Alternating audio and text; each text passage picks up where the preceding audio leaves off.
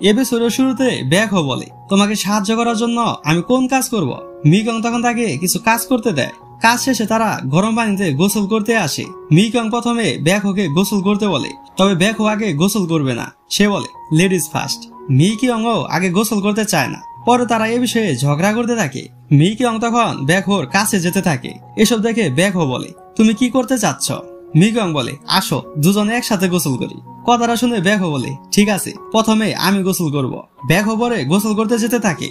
তখন মিকং এর পেটে ইঁদুর দৌড়াতে থাকে, যেটা দূর থেকে ব্যাকহো ক্লিয়ার শুনতে পায়। ব্যাকহো বুঝতে পারে মিকং এখনো খাবার খায়নি। পরে সে বলে, রাতের ডিনার আমাদের একসাথে করা প্রয়োজন। পরে সিনে তারা দুজনে খাবার খেতে থাকে। মিকং বলে, এত রাতে তুমি এখানে কেন এসেছো? ব্যাকহো বলে, আমার কিছু কাজ বাকি ছিল, সেগুলো কমপ্লিট করার জন্য আমি এসেছি। কিন্তু তুমি এখানে কেন এসেছো? মিকং বলে, আমি আমাদের গ্রিন হাউসকে বাঁচানোর জন্য এসেছি। ব্যাকহো বুঝতে পারে মিকং তার কাজ নিয়ে অনেক ডেডিকেটেড। তার জন্য সে বলে, কেন জানি তোমার প্রতি আমার ইন্টারেস্ট হচ্ছে। মিকং বলে, সকালে তো আমাকে চাকরি থেকে বের করে দিতে চেয়েছিলে। ব্যাকহো বলে, সেটা অন্য বিষয়। ব্যাকহো পরে মিকং এর দিকে তাকিয়ে থাকে। মিকং তার দিকে অবাক দৃষ্টিতে তাকিয়ে থাকে। ব্যাকহো বলে, তুমি যে মেসেজ ডিলিট করেছিলে সে মেসেজগুলো সুলকি করেছিল। মিকং বলে, তুমি সেটা কিভাবে জানলে? ব্যাকহো বলে, আমি ল্যাপটপে দেখেছি। মিকং বলে, যাই হোক, তুমি আমাকে কথা দাও, মেসেজের জন্য তুমি তাকে কিছু বলবে না। ব্যাকহো পরে তাকে কথা দেয়। মিকং তখন শুনতে পারে তাদের কলিগরা সেখানে আসতেছে। তার জন্য তারা দুজন ফাঁসির আসামির মতো চুপচাপ বসে থাকে। পরে সেখানে তার দুজন কলিগ আসে। তারা মিকং ও ব্যাকহোকে দেখতে পায়। মিকং এখানে কেন এসেছে সেটা সে তাদের বলে। রাতে মিকং ঘুমাতে যায়। তখন সে ব্যাকহোর কথা ভাবতে থাকে। এদিকে ব্যাকহো মিকং এর কথা ভাবতে থাকে। পরের দিন সকালে অঞ্জু ও হোয়ান বাইরে বসেছিল। তখন সেখানে হিজেন আসে। হিজেনকে দেখে তারা বলে, এই মেয়েটি আবার কে? হিজেন তাদের বলে, ব্যাকহো কোথায় থাকে? তারা তাকে ব্যাকহোর বাসা দেখিয়ে দেয়। হিজেন পরে ব্যাকহো রুমের সামনে যায়। পরে সে দরজায় পাসওয়ার্ড দিয়ে দরজা খুলে ফেলে। হিজেন পরে রুমের ভিতরে যায়। অঞ্জু ভাবতে থাকে এটা মনে হয় ব্যাকহোর জিএফ। পরে সে মিকং এর কাছে যায়। অঞ্জু বলে, নিচে আমি ব্যাকহোর জিএফ কে দেখেছি, সে ব্যাকহোর সাথে দেখা করতে এসেছে। তোমার সেখানে গিয়ে ব্যাকহোর সাথে কথা বলা দরকার। ব্যাকহো তোমার সাথে বাটপারি কেন করলো? এসব শুনে মিকং মনে মনে গান বলতে থাকে।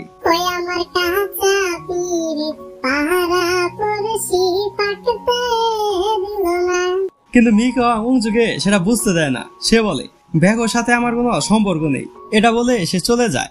পরে সে জানালা দিয়ে হিজেনকে দেখতে পায়। এটা দেখে সে ধরে অঞ্জুর কাছে আসে। অঞ্জু লুকিয়ে তাদের কাহিনী দেখতেছিল। মিকং বলে, ব্যাকহোর রুমের এখন কি অবস্থা? অঞ্জু বলে, সেসব জেনে তুমি কি করবে? মিকং বলে, আমি জানতে চাই মেয়েটি ব্যাকহোর কি হয়। তখন সেখানে মেয়েটির কাছে ব্যাকহো আসে। মিকং তখন মনোযোগ দিয়ে সেসব দেখতে থাকে। ব্যাকহো হিজেনকে বলে, তুমি এখানে কতদিন থাকবে? তুমি তো বলেছিলে শুধু একদিন থাকবে। তোমার সাথে এভাবে থাকতে আমার আনকমফোর্টেবল লাগতেছে। হিজেন বলে, আমার থাকার মতো অন্য কোনো জায়গা নেই। আমার কাছে কিসের কার্ড ছিল, সেটা সে ফ্রিজ করে দিয়েছে। তার জন্য আমার কাছে কোনো টাকাও নেই। একটুবার হিজেন বুঝতে পারে সামনের বাসা থেকে কেউ তাকে দেখতেছে। হিজেন তাকে বলে, হাই, আমি তোমার কাছে আসতেছি। এটা দেখে তারা দুজনে পালিয়ে যেতে থাকে। হোয়ান বলে, তোমাদের কি হয়েছে? তোমরা এমন কেন করতেছ? তখনই হিজেন দরজায় বেল বাজায়। পরে সে রুমের ভিতরে আসে। হিজেন প্রথমে তার পরিচয় দেয়। পরে সে মিকংকে বলে, আজকে রাতে আমি ওয়েলকাম পার্টি দিব, সেখানে তোমরা সবাই আসবে। রাতে হিজেনের ওয়েলকাম পার্টিতে সবাই আসে। ব্যাকহো তাদের জন্য রান্না করতেছিল। পরে তারা বলে, তোমার সাথে ব্যাকহোর কতদিনের পরিচয়? হিজেন বলে, 15 বছর তো হবেই। ব্যাকহো বলে, 16 বছর ধরে। এটা শুনে মিকং জেলাস ফিল করে। পরে সে ব্যাকহোকে বলে, সেদিন আমার সাথে ডেট করতে চাইলে, আবার ফুলও দিতে চাইলে, আর এখন এসব কি? আমি তোমার মিষ্টি কথায় আর আসবো না। পরে সে খাবার টেবিলে বসে। তখন হিজেন বলে, তোমাদের দুজনের মধ্যে ব্যাকহো কাকে পছন্দ করে? মিকং বলে, কেন, তুমি আর ব্যাকহো রিলেশন করো না? হিজেন বলে, আরে না, আমি তার বেস্ট ফ্রেন্ড। তবে তোমাদের মধ্যে কাকে যেন ব্যাকহো পছন্দ করে। হিজেনকে তখন ব্যাকহো এসব কথা বলতে না করে, কিন্তু হিজেন তার কথা শুনে না। হিজেন করে বলে, এখানে কি কেউ আছো যাকে ব্যাকহো পছন্দ করে? মিকং বলে, আমি সেসব জানি না। অঞ্জু তার কানে ফিস ফিস করে বলে, সে মেয়েটি হচ্ছে তুমি। এদিকে কিসেকে দেখতে পারি, সে তার সেক্রেটারির সাথে কথা বলতেছিল। সেক্রেটারি বলে, হিজেন সেখানে একটি গেস্ট রুমে উঠেছে। পরে সিনে মিকং কাজ করতেছিল। তখন অঞ্জু তাকে কল দেয়। সে বলে, ব্যাকহো তোমাকে পছন্দ করে। মিকং বলে, তাতে কি হয়েছে, আমি তাকে পছন্দ করি না। এটা বলে সে কল কেটে দেয়। পরে সে ব্যাকহোর কথা ভাবতে থাকে। তখন তার ফোনে একটি মেইল আসে। উনহান রিটেল কোম্পানি তাকে টাস্ক পোস্টের জন্য ইনভাইট করেছে। এদিকে ব্যাকহো মিকং এর কথা ভেবে মন খারাপ করে। পরে সে বাইরে আসে। তখন সেখানে হোয়ানকে দেখতে পায়। ব্যাকহো বলে, তোমার বোন আমার সাথে অন্যরকম ব্যবহার করছে। এটার কারণ কি তুমি জানো? হোয়ান বলে, আমি এ ব্যাপারে বলতে পারবো না। পরের সিনে মিকং তার কলিগদের বলে, উনহান থেকে টাস্ক পোস্টের জন্য আমাকে ইনভাইট করেছে, তার জন্য আমাকে উনহানে যেতে হবে। পরে সে উনহানে যায়, তখন সেখানে ব্যাকহো আসে। ব্যাকহো প্রথমে মিকংকে দেখে, পরে সে সেখানে বসে। একটু পর সেখানে কিসে আসে, সে বলে, এই টাস্ক পোস্টের জন্য আমি লিড দিব। পরে তাদের মিটিং চলতে থাকে।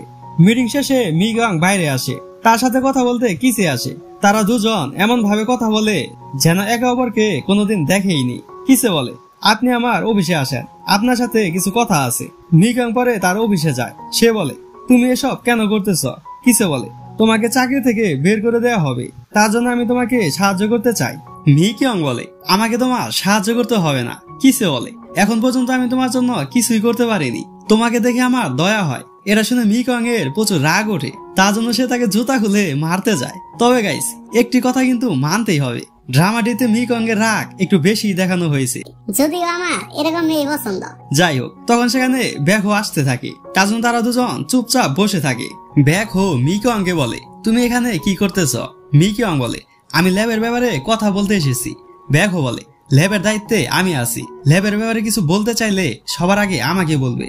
পরের সিনে হোয়ানকে দেখানো হয়, সে খাবার খাওয়ার জন্য বাইরে যেতে থাকে। তখন অংজু বলে, তুমি কোথায় যাচ্ছ? তুমি কি কোনো মেয়ের সাথে ডেট করতে যাচ্ছ? কিন্তু হোয়ান তাকে কিছুই বলে না। এদিকে মিকং খাবার খেতে একটি রেস্টুরেন্টে আসে। রেস্টুরেন্টের মালিক তার পরিচিত। মিকং পরে খাবার খেতে চায়, তবে সেখানে সিট খালি নেই, একটি সিট খালি আছে, যেটার পাশে ব্যাকহো বসে আছে। মিকং তখন সেখানেই বসে। ব্যাকহো তখন কিসের ব্যাপারে কথা বলে। সে বলে, তুমি অফিসে কিসের সাথে কি বিষয়ে কথা বলতেছিলে? মিকং বলে, তার জন্য কি এখন আমার উপর রাগ করবে? ব্যাকহো বলে, সেটা না, আমি তোমাদের ল্যাবের চিফ, ল্যাবের ব্যাপারে কথা বললে প্রথমে আমাকে জানাবে।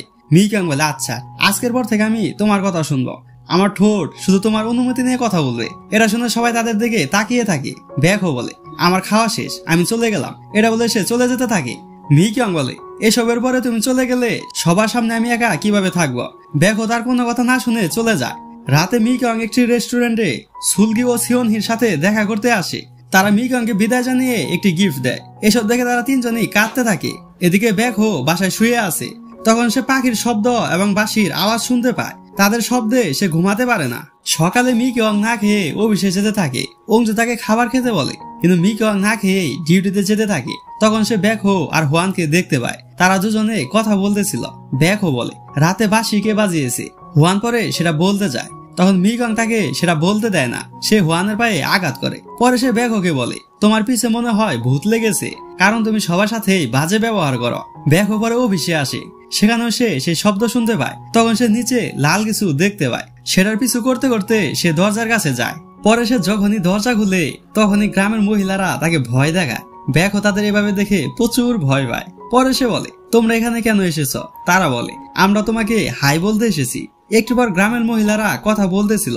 তখন সেখানে জেজং আসে। সে বলে, তোমরা কোন বিষয়ে কথা বলতেছিলে?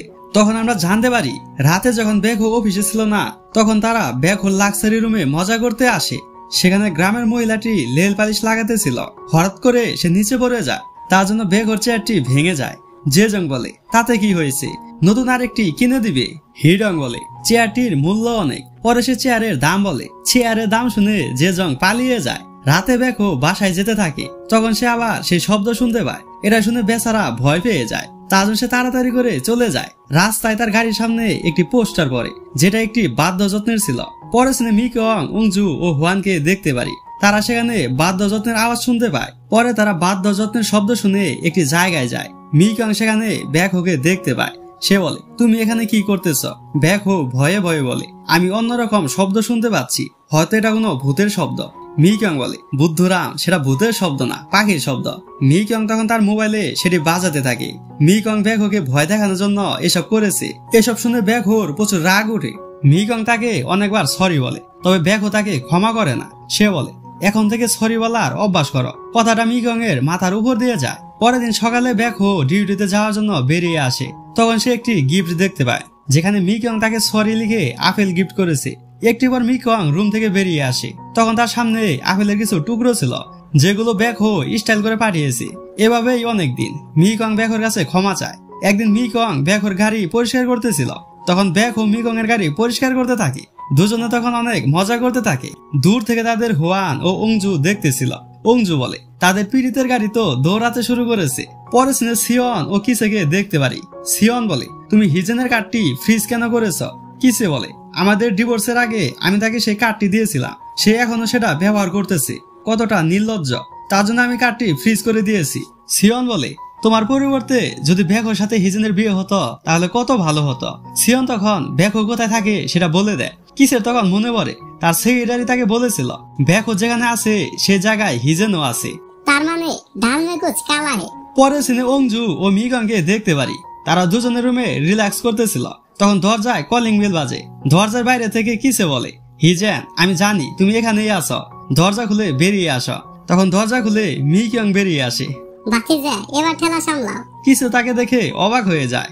আর এখানে ড্রামাটির চতুর্থ পার্ট শেষ হয়ে যায়। সো গাইস, ড্রামাটি আপনাদের কাছে কেমন লেগেছে সেটা কমেন্টে অবশ্যই জানাবেন। ড্রামাটির নেক্সট পার্ট দেখার জন্য ফটাফট চ্যানেলটিকে সাবস্ক্রাইব করে দিবেন।